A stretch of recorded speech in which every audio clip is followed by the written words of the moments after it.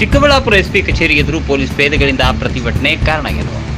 ಚಿಕ್ಕಬಳ್ಳಾಪುರ ಜಿಲ್ಲೆ ಶಿಡ್ಲಘಟ್ಟ ಗ್ರಾಮಾಂತರ ಪೊಲೀಸ್ ಠಾಣೆಗೆ ಪೇದೆ ಅಶೋಕ್ ಹಾಗೂ ಚೋಳೂರು ಪೊಲೀಸ್ ಠಾಣೆಯ ನರಸಿಂಹಮೂರ್ತಿ ತಮ್ಮ ಹೆಂಡತಿ ಮಕ್ಕಳೊಂದಿಗೆ ಪ್ರತಿಭಟನೆ ನಡೆಸಿದ್ದಾರೆ. 2023 ಆಗಸ್ಟ್ನಲ್ಲಿ ಮನಿ ಡಬಲಿಂಗ್ ಪ್ರಕರಣವೊಂದರಲ್ಲಿ ಪೇದೆಗಳಾದ ಅಶೋಕ್ ಹಾಗೂ ನರಸಿಂಹಮೂರ್ತಿ ವಿರುದ್ಧ ದಿಬ್ಬೂರುಹಳ್ಳಿ ಪೊಲೀಸ್ ಠಾಣೆಯಲ್ಲಿ ದೂರು ದಾಖಲಾಗಿತ್ತು. ಮನಿ ಡಬಲಿಂಗ್ ಪ್ರಕರಣದಲ್ಲಿ ಆರೋಪಿತರು ಶಾಮೀಲಾಗಿರುವ ಆರೋಪ ಇದ್ದಿದ್ದರಿಂದ ಇಬ್ಬರನ್ನ ಅಮಾನತುಗೊಳಿಸಿ ತದನಂತರ ವಿಚಾರಣೆ ನಡೆಸಲಾಗುತ್ತಿತ್ತು. ತದನಂತರ ಅಮಾನತು ಆದೇಶ ರದ್ದು ಮಾಡಿ ಮಂಚೇನಹಳ್ಳಿ ಹಾಗೂ ಬೇಳೂರು ಠಾಣೆಗೆ ಕರ್ತವ್ಯ ನಿಯೋಜನೆ ಸಹ ಮಾಡಲಾಗಿತ್ತು. ಈ ನಡುವೆ ಇಲಾಖೆ ವಿಚಾರಣೆಗೆ ಹಾಜರಾಗದೆ ಕಾಲಹರಣ ಮಾಡಿದ್ದ ಪೇದೆಗಳನ್ನು ನಿನ್ನೆ ವಿಚಾರಣೆಗೆ ತಡವಾಗಿ ಹಾಜರಾಗಿ ಮತ್ತೆ ಕಾಲಾವಕಾಶ ಕೋರಿದರು. ಈ ವಿಚಾರಣೆಯಲ್ಲಿ ವಿಚಾರಣಾಧೀನ ಅಧಿಕಾರಿ ಸಮರ್ಪಕವಾಗಿ ಸಲ್ಲಿಸಿಲ್ಲ ಹಾಗೂ ಎಸ್ಪಿ ಡಿಎಲ್ ನಾಗೇಶ್ ಪ್ರಕರಣದಲ್ಲಿ ನಮ್ಮ ವಾದ ಕೇಳದೆ ನೇರವಾಗಿ ಅಮಾನತು ಮಾಡಿ ಮಾನಸಿಕ ಕಿರುಕುಳ ನೀಡಿದ್ದು ಕೆಳಜಾತಿ ಅಂತರ್ಜಾತಿ ತಾರತಮ್ಯ ಮಾಡಿದ್ದಾರೆ ಅಂತ ಆರೋಪಿಸಿದ್ದಾರೆ.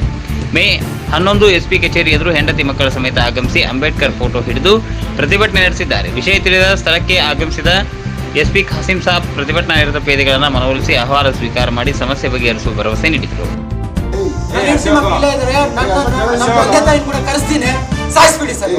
ನಿಮ್ಮ ಮೆಂಟಲ್ ಫ್ರೇಮ್ ಅರ್ಥ ಮಾಡಿ, ನಿಮ್ಗೆ ನೊಂದಿದ್ದೀರಾ, ನೀವೇನ್ ಡಿಸಿಷನ್ ಮಾಡ್ತಿದ್ದೀರಾ ಇದನ್ನು ಕೂಡ ನಿಮ್ಗೆ ಕುಲಂಕುಷವಾಗಿ ಹೇಳಿದ್ದೀನಿ. ನಿಮ್ಗೆ ಏನ್ ತೊಂದರೆ ಇದೆ, ನೀವೇನ್ ಮಾತಾಡ್ತೀರಾ, ನಿಮ್ಮ ಡಿಸಿಷನ್ ಏನಾಗುತ್ತೆ ಸರಿ ಇರಲ್ಲ. ಕಾನೂನು ಕ್ರಮ ಅಂತ ಹೇಳಿದ್ರೆ ನಿಮ್ಗೆ ಪ್ರೊಸೀಜರ್ ಪ್ರಕಾರ ನಿಮ್ಗೆ ಅವಕಾಶ ಕೊಟ್ಟಿದ್ದೀನಿ. ಸೀನಿಯರ್ ಆಫೀಸರ್ ಹೇಳಿದ ಮೇಲೆ ಬರ್ಬೇಕಂತ